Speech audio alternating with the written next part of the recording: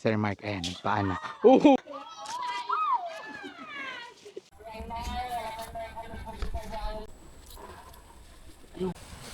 Madulas na madulas. To guys, sobrang kitid. Bibi, pwede ko pa ito ilagay sa resume ko. Morning po. Si Mount 37 po taas na 751 meters above sea level. Mula po sa jump off kung nasa tayo ngayon hanggang sa summit, 3 kilometro ang distansya. Sa Aloe Falls po may dalawang option ng pagpunta ng pagbaba. Ang unang option, option A, traverse. Ito pag-akyat, 2/9 minor. Ito pong traverse natin, ang kabaliktaran niya, 7/9 major. Asahan nyo ng matarik, pabulusok pababa. Isa yung assault, the rest pabulusok pababa na. May assistance ng tali. Ang ilang steps natin nasira na, kaya talagang iba't ibang klase ng techniques na pwede natin gawin. GPS, kapag para safe, pag-slide, pagapa, pahiga, kung ano man yung safe, wag lang yung pagulong. Kung wala nang katanungan, mag-iingat po kayo. Yes! Hello guys, welcome back to my channel. And nandito nga tayo ngayon sa may Mount 387 sa may Karanglan, Nueva Ecija. So from Metro Manila ay bumiyahe lang kami ng 3 hours and a half. So guys, maikling kwento lang. Supposedly, ang hike na ito ay Kayapa Trilogy dapat. Kaso, nag-cancel yung tourism activities ng local government ng Kayapa, kaya nandito kami. Siyempre, kailangan natin unahin ang safety ng bawat isa. Kaso nga lang, ngayon, akit-akit kami, kaya ito, nagawan pa din namin ng paraan. So yun guys, medyo may liwanag na at pwede natin patayin ng headlamp. Puro pa assault.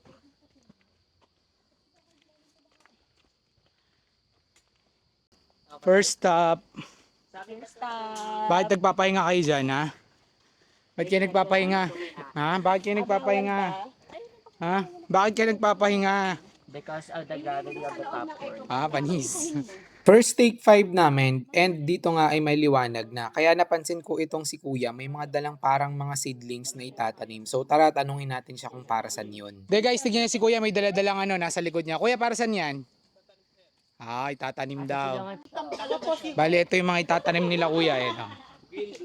Ang dami nilang itatanim. Correction guys, hindi pala yan sila Kuya ang magtatanim. Kami pala yung magtatanim yan. So little did we know na meron palang tree planting activities dito sa may Mount 387 every time na may aakyat na hikers or group. So, ayan, mga first hike. Ahon.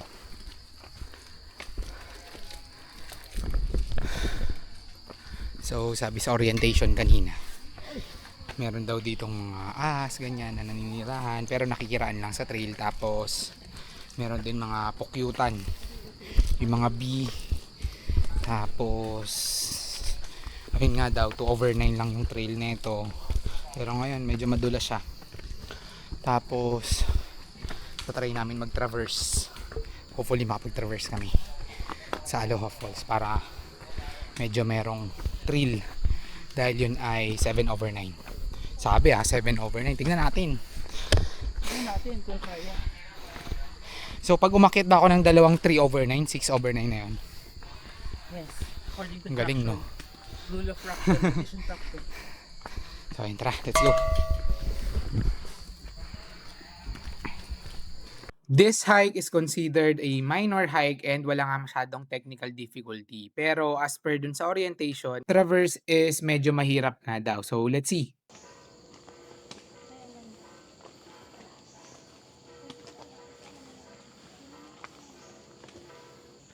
So guys, after 40 minutes of hiking, after ng second stop, ganito yung trail. Ayan, ganyan yung trail. So hindi ko lang alam kung gaano katagal yan. So more on paakyat na siya. Ayan.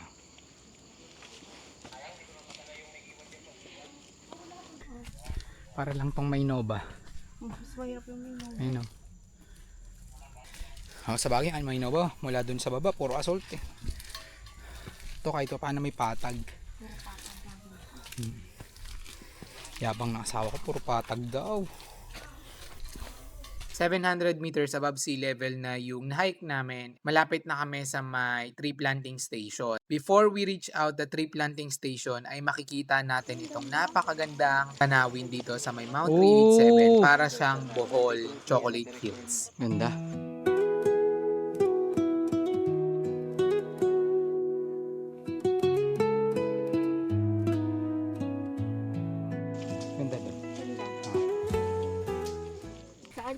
Magtanim ay di biro, maghapong na tayo ko. Baka magbubulot ng damo-damo. Mamakayo ko, kimbaros, kimbaros, kimbaros. Ay, nakita ko yung butas. Kumalis ka sa katawan to. Tengi nga. Hoy! Huwag nyo daw maglaruan. Live kayo. Ito ang halamang alugbati. Inaalog ka pag binabati. Galing ko pala magtanim. Perfect. Hello. Green thumb ko, no? Tom. Parang purple na. Ay, dito pala ang bar.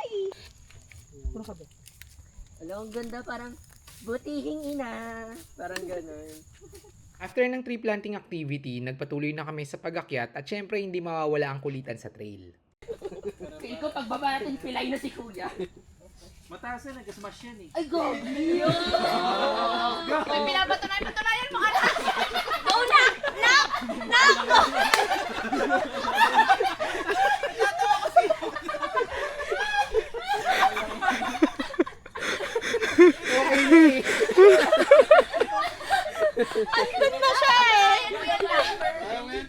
So anong tingin nyo guys, makakaakyat kaya si Echo?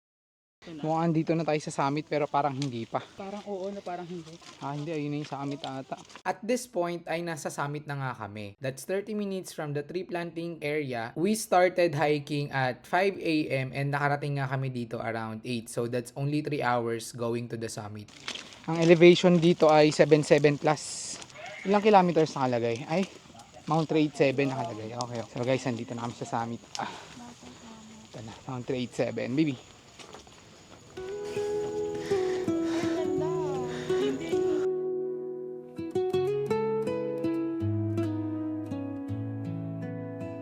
Congrats.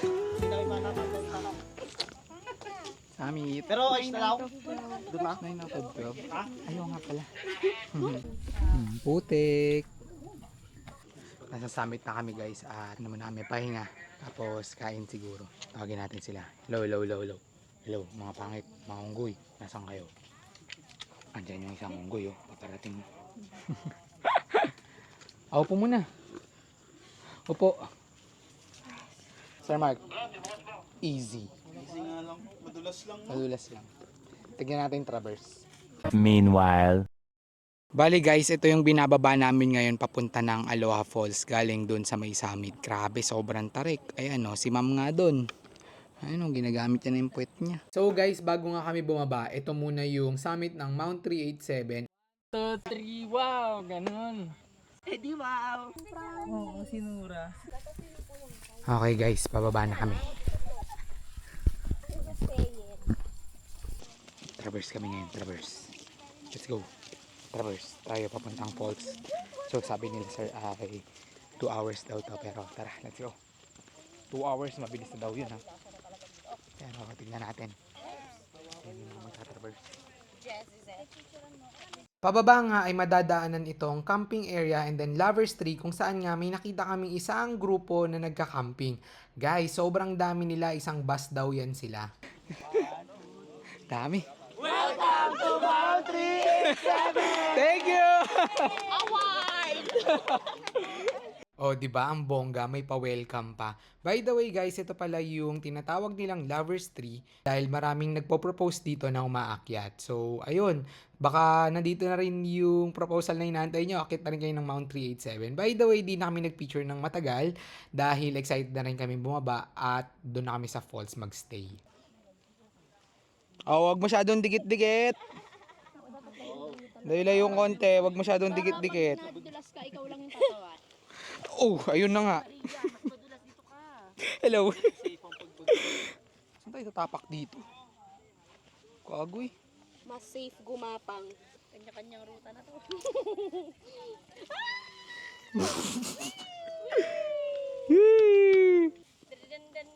Dan. Uy, madudulas ako.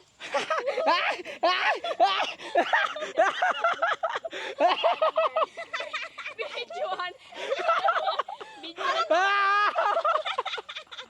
Ang tagal mo dulas. Baby, ang tagal niya madulas. Wow! Bumitaw ka dyan. Bala ka dyan. Tara.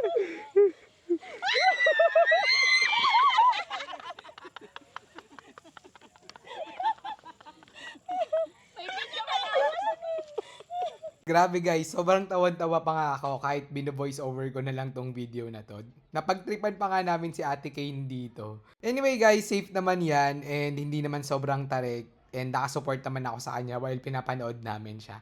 So, huwag kayong mag-alala. Nan-trip lang kami. Sige na, papalagayin muna kita. Mga 12 nasa falls na daw tayo. Sabi mo lang, dubi-dubi-dap-dap, dubi-dubi-dip-dip, dubi-dubi-dap-dap-dap-dap.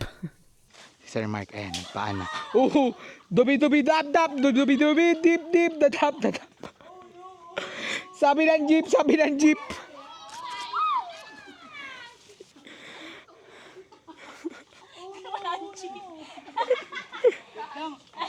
Mamete, sumunod.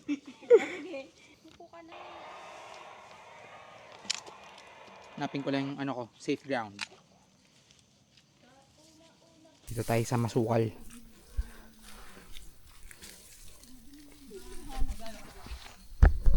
Let's go guys, let's go. So, pinaplano ko sana itong itago kasi tignan nyo yung dadaanan natin. So, medyo may lubid na. So, pero tara, let's go, let's go. Diskartehan na lang natin. Bali guys, piece of advice lang kapag aakyat kayo ng bundok, try nyo nang wag magdala ng mga aqua flask or yung mga mabibigat na lagayan ng tubig. Bilhin na lang kayo ng tubig sa mga supermarket or mga 7-Eleven and then ilagay nyo na lang siya sa bag ninyo. Pero wag na wag nyong iwanan yung bote at yung kalat ninyo sa bundok. Please lang, leave no trace.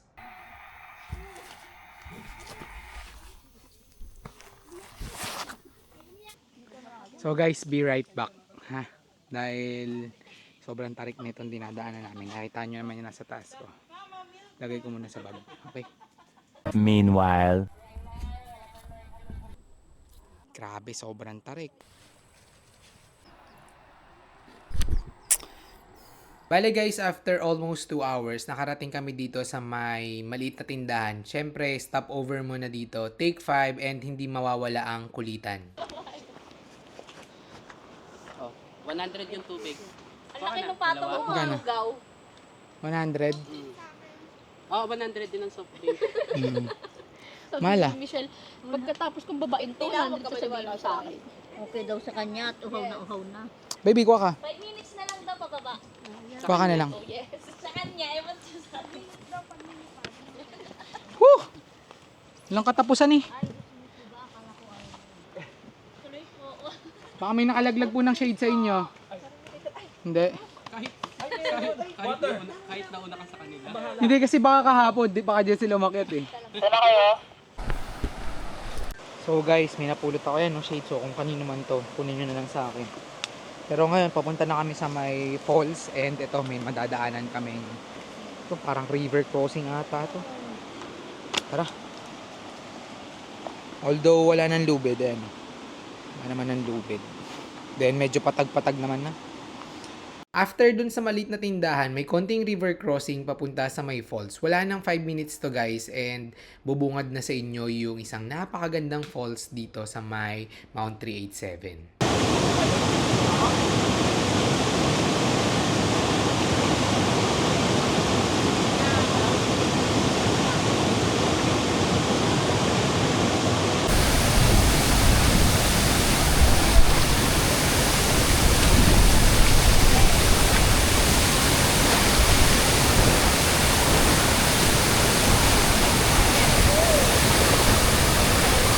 Grabe guys, ang lakas ng tubig. Parang ihi ko, ang lakas. Ay, pota. Woo! Putang ina mo, ang lamig. Gago, ang lamig. Ayok.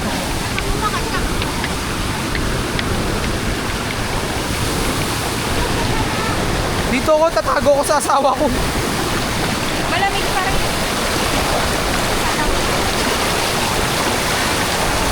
Woo!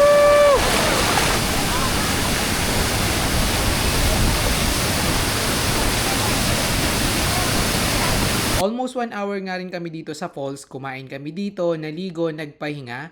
More or less may 30 minutes pa na lakad papunta dun sa may habal-habal and from there is sasakay na tayo ng tricycle papunta dun sa may jump off.